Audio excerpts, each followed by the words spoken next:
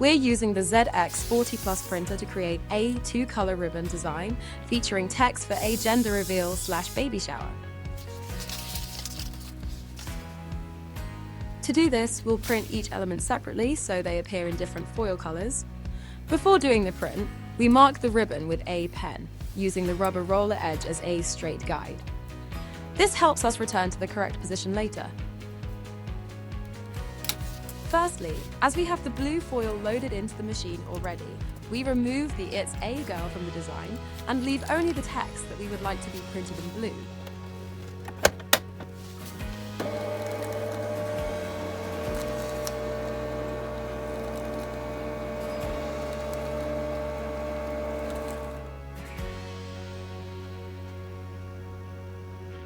Before printing, we need to change the foil.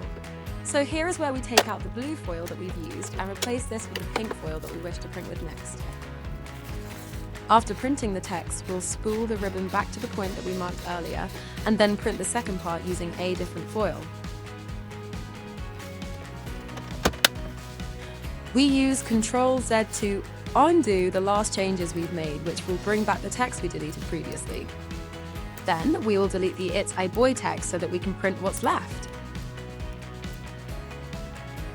Please note, it's important to leave a small gap between the two design elements. If they're too close, alignment issues may occur when printing the second color. And make sure your printer settings and print properties are correctly configured as usual. Now, you'll see the blue and pink text on your ribbon, completing your 2-color design. Any pen marks that you've made can be simply cut off. Let us know if you have any questions and we'll be happy to assist you.